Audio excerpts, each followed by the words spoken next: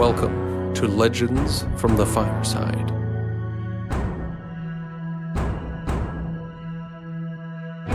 Standing upon the shoulders of giants in this genre, Legends from the Fireside is a hybrid storytelling RPG podcast set within worlds of sword and sorcery.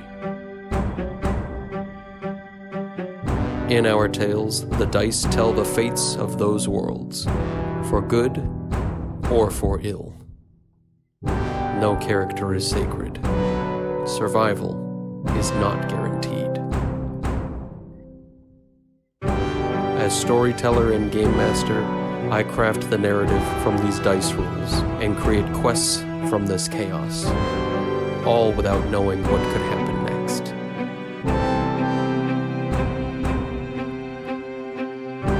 Listener discretion is advised, as we may explore dark corners of this genre. But come now, for adventure awaits. Listen in to the Legends from the Fireside.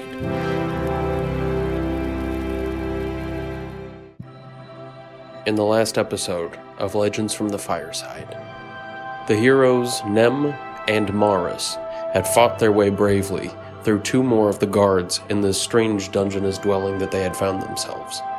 After recovering a small sum of treasure, as well as a couple of weapons and some food, Nem and Maris went upstairs to discover they were below a roadhouse-styled tavern. When they had figured out that some sort of strange group of bandits was behind this, Nem quickly went to threaten the bartender. When these threats did not get him anywhere, he decided instead to take his treasure and take his leave. Shortly before they had left, they had met a man named Finn, who had tried to lie to them and tell them that his sister had gone missing, and that the ring on Nem's very finger was a family heirloom. Detecting this deception, though needing an ally in a time such as this, Nem and Maris agreed to allow Finn to accompany them, as Finn apparently had some sort of insight as to where their stolen goods may have ended up. Mentioning something of a pawn shop in a nearby town known as Oakhollow, it seemed that they had a lead to get their stuff. Dramatis Personae: Maris Callard. Maris was raised with very humble beginnings. In a small village known as Argath, Maris was born to his mother Kamina and his father Deldin. Unfortunately, Kamina died during childbirth, leaving behind her husband Deldin and their only child, Maris. Deldin was a retired adventurer, known for being very skilled with a sword and being an excellent warrior, though in the years that would pass after his long career as an adventurer, Deldin found himself with a very unfortunate series of events following him. On occasion, strangers would show up in the village looking for Deldin by name, oftentimes suggesting that they wanted some sort of revenge for a mysterious patron known only as the Black Mask. At first, people didn't mind having to stand up for a local hero such as Deldin, but over time, these annoyances became more of a source of danger for the locals. Guards had died protecting this man, and oftentimes there was more than one victim when these people showed up. Knowing that he had been a proud and noble warrior, Deldin felt very little remorse for anything he had done during his career. But the guilt of having innocent people try to protect him in his older age left him with a level of guilt he was not prepared for. Oftentimes he'd be found at the tavern drinking away all the treasures he had earned in his previous life as an adventurer.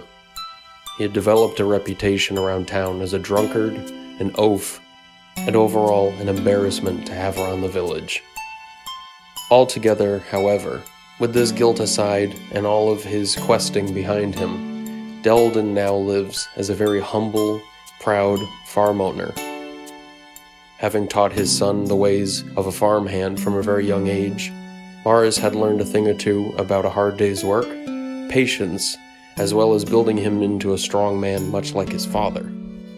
As Maris grew older and began to ask more questions of his father about his past and why the people of the village look at him the way that they do, Deldon slipped into a deeper and deeper depression, turning to alcohol to wish away much of his guilt and pain when facing his son.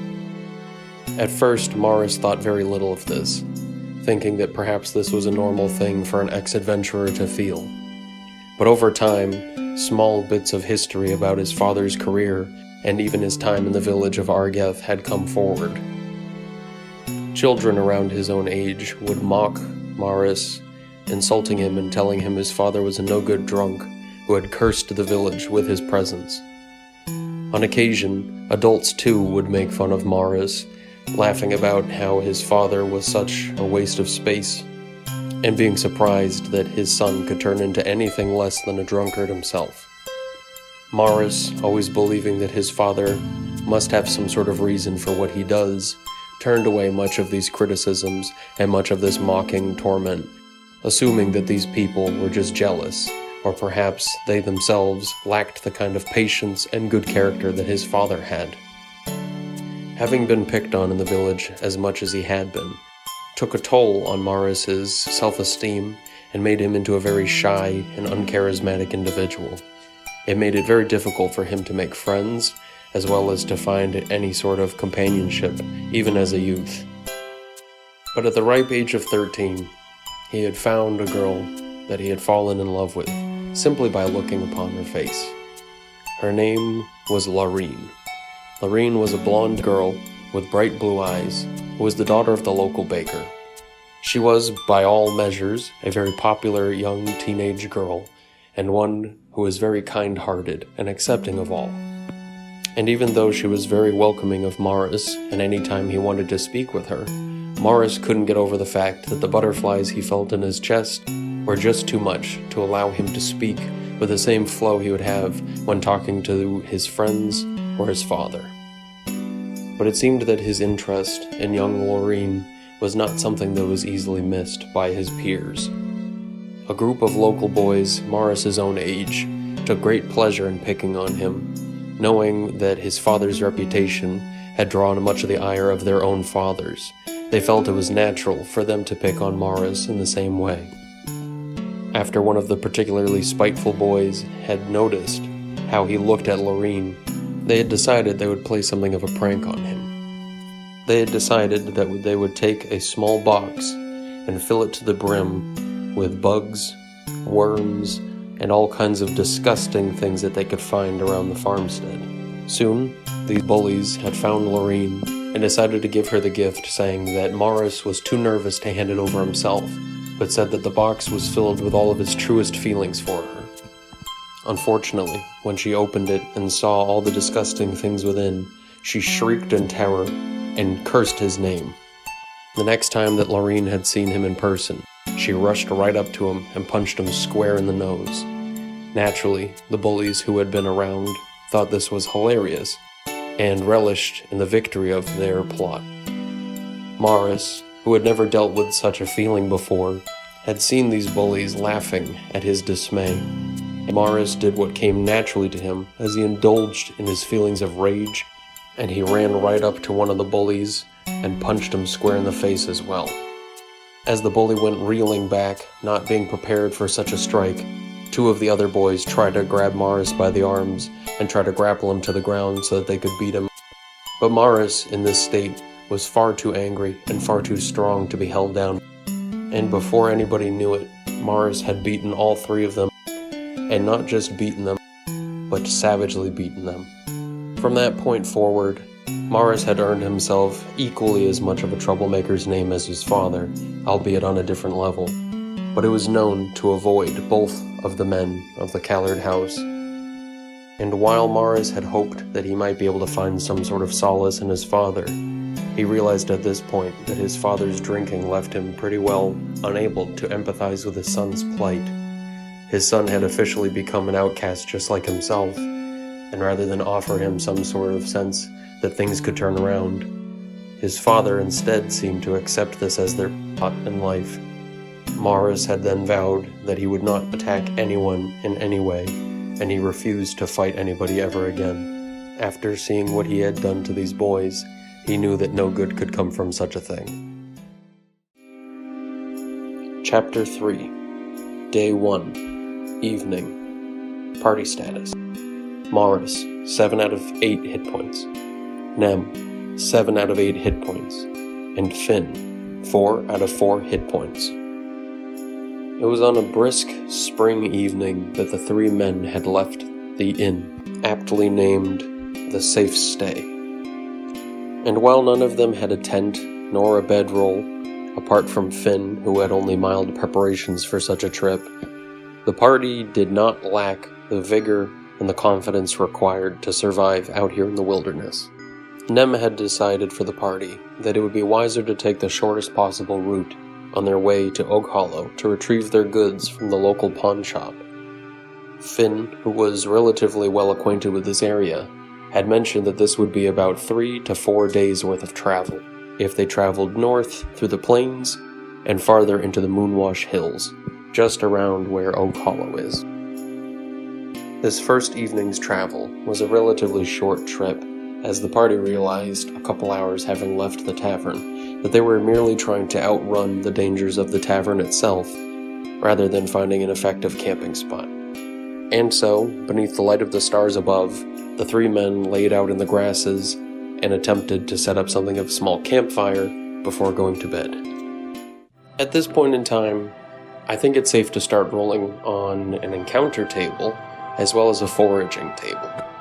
So, in old school essentials, rolling for a random encounter in this sort of area is going to be a 1 through 6. Foraging for food is also a 1 through 6. So, let's see what happens. First, let's roll for a random encounter. Oh boy, well, naturally I'd have to get a 1 on the first shot. So let's see what we got now. I see on my table that I got insects, and for the specific insect in this encounter, oh no. Alright, let's see how this goes. The second day's worth of travel was a lot easier, though Morris was the quietest of the 3. Finn and Nem began to recount tales of their previous travels, with Finn having dropped the whole facade of him being a traveler looking for his sister's well-being and her goods, and instead revealed that he himself was something of a traveling charlatan. Nem had revealed to the group he was something of a reformed thief himself, though never really indulging who he had worked with or what he had done. Morris was a bit sickened by the fact that these men were so comfortable recounting tales of having burgled, lied to people, and done things far worse to people. But he made it a point to never let it be known how much he disapproved of these behaviors. Thinking about what he had done at the tavern, and how many innocent people he helped kill, it felt sort of hypocritical of him to have any issue with this sort of violence. As night fell over the plains, the trio descended into a small thicket of trees, hoping to find some sort of cover and potentially food. I rolled a 2 on their check in order to find food, foraging, and thus they did not find any food whatsoever. The men did, however, find some decent firewood out here. Realizing that they wanted to have something of a decent fire, and Nem having absolutely no concept of moderation, he took it upon himself to find the biggest, crackling logs that he could. He sent Morris off to go find some larger logs, realizing that Morris was the strongest of the 3 of them and likely could find the best firewood for such a fire. Though Morris grumbled at having to do such work, he relished in being useful to a group, and especially when he was able to use some of the skills that he had learned as a youth back in Argeth. And so, Morris walked off into the distance, not too far from camp, only about 40 to 50 feet, and found a very large, dry piece of wood. As he placed his foot on it and began to rock it back and forth, realizing that it wasn't too sunken in the earth to be pulled out, he pushed it over with a great heave, and to his terror, he saw what lurked below. Small chitinous bodies reflected in the pale moonlight as winged bodies began to stir in the dark beneath the log. A group of 6 killer bees, roughly the size of a cat each, were uncovered by this log, and realizing some sort of intruder or some sort of predator may be coming for them and their honey, they all sprung into attack. Combat begins. Before we dive headfirst into this combat, which I'm sure the party will do great with, I will roll for surprise for both groups, to see if either of them was more prepared for the other one and can get a head start. First, I'll roll for Morris. Okay, I got a 2, which means he is surprised. Let's hope that these killer bees are also surprised. Oh, a 1. Perfect. So both sides are surprised by each other, so neither of them are truly prepared to get the drop on one another. Now, we roll initiative. For the party, I got a 6. And for the bees, I got... oh no, a 6. So I guess at this point, both are going to move at full speed out of there. Because the party are going to be running away, and the bees are going to be charging after them and attempting to attack, I'm going to say that both of them are able to move at full speed, but the bees are going to be able to attack while they're moving, since it could be considered part of a charge as they do. I'm also going to be kind here and say that because both Nem and Finn are close enough to hear Mara's scream in alarm, both of the men will be more than willing to jump up and run out of there as well. Because the bees are more concerned with protecting their hold rather than going all out and attempting to kill things, I'm going to say that only 3 of the 6 killer bees present are going to chase the party. I think that this makes sense that 3 would stay back and protect the nest. So let's see what those 3 got in their attack rolls. I'm going to roll all 3 at the same time for the sake of speed. Oh boy. Since the party are fleeing, they're going to get a bonus against them. But unfortunately, that bonus is quite hefty. The bees got 20, a 6, and a 4. Meaning that one of these attacks is a critical hit, and the other 2 attacks are misses on both Nem and on Finn. I think it only makes sense that Morris would be the one to be attacked, especially to receive a critical hit for his foolish blunder kicking over this particular log. Now, for anybody who's not super familiar with old school gaming, poison in this edition and in many old school editions is not just extra damage. In many cases, this is a life or death scenario. So, I will begin by rolling the damage, which is going to be double the damage of a typical roll. Let's roll that now. Our killer bee got a total of 4 points of damage, stabbing Morris in the back. This wounds him, leaving him with only 3 out of 8 hit points left. Now, Morris is going to have to roll for his saving throw versus poison. Morris needs to get above a 12, and let's hope for the best, because he will die if he misses this. Oh good, by the grace of the gods, he got a 15. So as the 3 men rush out of this campsite that they were beginning to build up, running at as fast a speed as they can, one of the killer bees catches up to Morris, latches onto his back like a small backpack, and jabs its stinger square into his back through 2 of his ribs.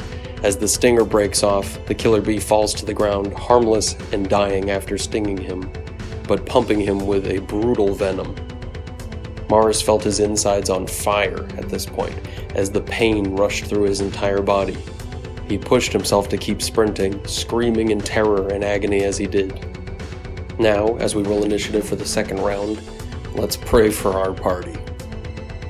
Alright, the good guys got a 5. Very well. And the bees got a 3. Perfect. Hopefully this head start and this distance will get them to lay off. The party rush out of there at full speed, but Morris, unfortunately, with the stinger lodged in his back, takes an additional point of damage, leaving him with 2 hit points left. This is not good. As the men regroup inside the wood and they can see each other making it to the edge of the thicket, Morris is very clearly in pain, and Nem can tell that he is not doing well, and he looks heavily wounded, as this giant stinger seems to be protruding from his back about 3 or 4 inches. The bees follow at half speed, seeing that the party have left, eventually giving up chase. Let's roll for initiative one last time. The party got a 5 again, and the bees got a 1. So I'll say at this point the bees give up their chase, turning back and going to their log. The party, having reached the edge of the thicket of trees, start to catch their breath as they huff and puff. Morris falls to the ground, his chest heaving as he lays upon it, his whole back lurching in a very unhealthy-looking way. Nem, without missing a beat, rushes over and grabs the stinger out of his back with a disgusting noise similar to pulling a dagger out of its sheath. After one final scream of agony, Morris finally came to a point where he relaxed and started breathing heavily, seeming to sob a little bit in pain and agony. Nem puts a hand on his back over the wound with some cloth that he tore off from his own shirt and put it over this wound to try to stop the bleeding. After about an hour or so, the party, having left the edge of the thicket and moved far to the fields where Morris could rest and recuperate his wounds, Nem began to realize that people like Morris were not ready for this kind of a lifestyle. And while he didn't know the details of what had pushed Morris to leave home and come to a place like this, he knew that somebody like Finn had accepted his fate as potentially dying in the woods to some killer bee more than Morris ever could. Nem felt a sense of pity looking upon Morris in his broken form, realizing that he came that close to death. And for what? A fire? Certainly this was not the fate that somebody like Morris deserved. A farmhand like him probably had a wife waiting for him at home somewhere in his life, maybe a couple kids, and a decent farmstead to live out a simple life. But now, on the road, in the wilderness, surrounded by danger, all those things were lost by the wayside. In fact, it was people like Morris that got Nem to stop what he was doing before, while working with the Emberblade Syndicate. But that is a tale for a different time. At this point, the group had decided to set up a makeshift camp, opting not to start a fire. The camp was silent this night. It had been silent the night before, but this night it was silent for a different reason. While the camp was silent the first time, out of fear for the unknown what could happen, it seemed that Morris was especially silent tonight, for fear of what else could happen. Nem's assessment of him was very true, and Morris wanted nothing more at this point than to go back to his childhood, change things so things didn't go wrong like they had gone to bring him to this point. Unfortunately, those feelings didn't really seem to carry over to both Nem and Finn, who at this point began to recount stories again of traveling on the road and which kinds of buxom ladies they had met along their way, oftentimes laughing perhaps a little bit too loud for a group of wounded adventurers.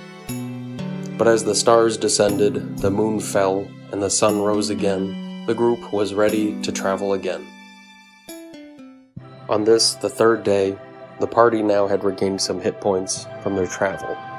Albeit, this travel did not give back much hit points, but on a D3 roll, the party returns 1 hit point to Nem, bringing him back to 8 out of 8 hit points, and for Morris, 2 hit points, returning him to 4 total hit points altogether. As they strolled over the hills, let's see what they get for another random encounter, and let's see if they find some food. On a D6 roll, a 1 means an encounter, and a 1 means that foraging is successful. The first D6 for foraging, 4. Okay, so they don't find any food for themselves while traveling. It makes sense that there are probably more eyes on the prize than eyes on a feast at this point. And now, rolling for the random encounter. Oh boy, another 1. Well, let's hope that we get something good this time. Sometimes these aren't necessarily combat encounters, and I'm sure we'll see something good come their way soon. So now I roll on the table. We will find a traveling human. Okay. Ah, interesting. Perhaps this is exactly what the party needs. At about midday, the party strolled upon a group of rolling hills. Having found themselves near the Moonwash Hills, this terrain has become a lot more of hillocks, rolling over the countryside with big blankets of green grasses, as well as many patches of flowers, ferns, and the occasional thicket of trees. In the distance, however, they could hear the sound of somebody singing. A man singing. And not singing particularly well, but it sounded like they were singing something of a hiking tune. Though the party didn't assume that anybody singing a hiking tune out in a patch of flowers was likely a threat, they still took it upon themselves to get armed and ready, Finn prepared his short bow, and both Nem and Morris prepared their weapons for whatever may come over the hillock and through the flowers. Standing about 60 feet away from them, clearing the hill, they saw a man with a long scraggly beard, long wavy hair pulled back by a single wrap, a walking stick in one hand, and his other hand over his eyes to block out the sunlight so that he could see the trio before him even better. Realizing that they were armed, holding their weapons in his direction, he used his hand to wave towards them and said, "Hail and well met. My name is Teriad, and I mean you no harm." As the trio stood, speechless, looking on at this man who stood before them, lanky, 6 feet tall, leather armor, they realized there was no chance for this man to be anything of a threat. Finn now took it upon himself to return the greetings.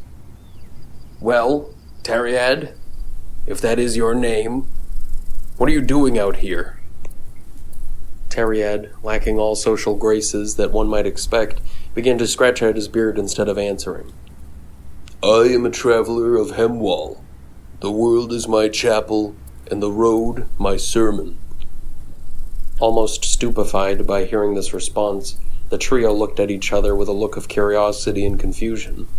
Really, the only person in the group smart enough to know much of anything about this was Finn himself, and he returned by saying, "Are you telling me that you're a priest?" At this point, Teriad began to walk closer with his walking stick and said, "Indeed I am. I travel, spreading the word of my God, and hopefully bringing peace to those I encounter along my way. As is the way of Hemwall, I come bearing gifts, anything you might need, and I shall give it to you." Further perplexed by having found such an innocent and kind man out here in the middle of nowhere, the party had no choice but to accept this man's kindness. Nem finally broke the silence. "While I appreciate the fact that you're traveling wherever it is that you're going, I would like to know, where are you intended on heading?" Teriad began to scratch at his neck this time, looking up at the sun for a moment, then back down at the flowers at his feet, and he said, "Well, I suppose, wherever it is that you're going. It is the teaching of Hemwall that our divinity will find us in the form of strange travelers who need our aid. Are you telling me that you need my help at this point?"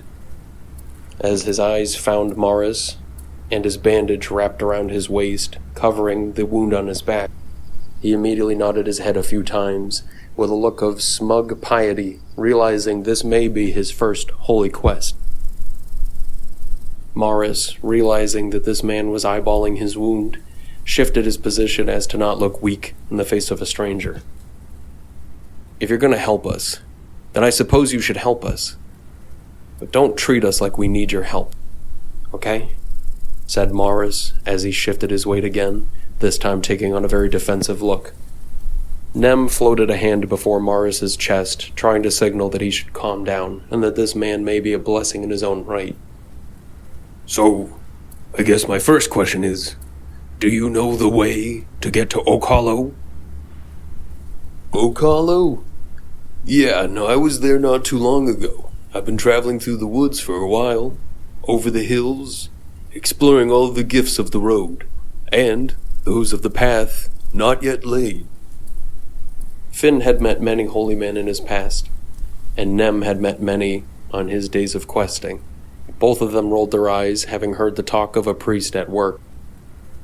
Though Morris, who had not had much experience with any gods of any variety, he instead looked a little bit more hopeful at this sort of talk. Morris interrupted his pious speech. "So, does that mean you can show us the way?" Teriad smiled, a very, very wide smile, and with a tranquil look on his face he nodded and said, "It would be my pleasure to take you there." And thus a party of 4 was formed, and as the party continued for the rest of this day, they spoke very little of what they had done the day before, and instead they allowed Teriad to indulge himself in all the tales of glory of Hemwall, and spoke of all the things he had seen in his travels all around the lands of Delagrath. Though Hemwall did ramble, he had a way of telling stories that was rather soothing to all who had time to listen. It sounded as if he had been trained his entire life to tell stories in this way. And even though most of the members of this party had very little patience or very little time for gods or talk of religion, they were definitely welcome for somebody to brighten the dourness of their group with something of a pleasant or optimistic story of adventure and travel. Chapter 3, Part 2. Day 4. Party Status. Finn, 4 out of 4 hit points. Teriad, 5 out of 5 hit points. Morris, 4 out of 8 hit points. The party, led by Teriad at this point, followed the bay path into Oakhollow, a quaint and peaceful town filled with log cabins with thatched roofs. The majority of people here appeared to be woodcutters or craftsmen of some sort of variety. And though these were the same kinds of people that Mars had grown up with, he definitely did not feel comfortable being around common folk. While the dwarf was able to pull the majority of the looks from the onlookers and the people in town, Teriad didn't seem to be slowed by any means, and Finn seemed to keep his wits about him as he winked at the occasional passerby. Finn, being acquainted with this town in one way or another, knew his way to the pawn shop, and he knew his shortcuts of how to get there the quickest.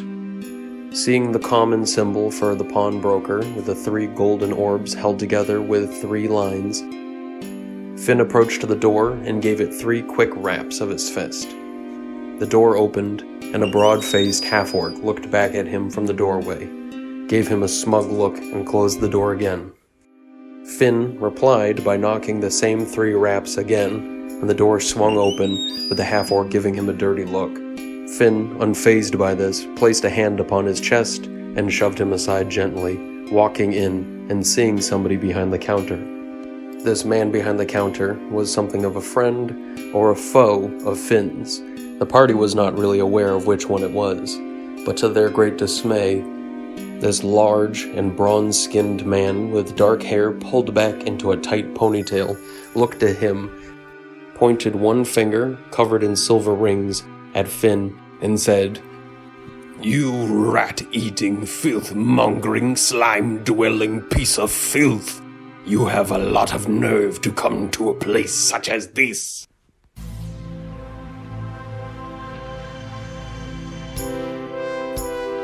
Thank you for listening to an episode of Legends from the Fireside. If you enjoyed what you heard, feel free to leave a 5-star rating and a review. Some of these reviews may be read at the end of episodes.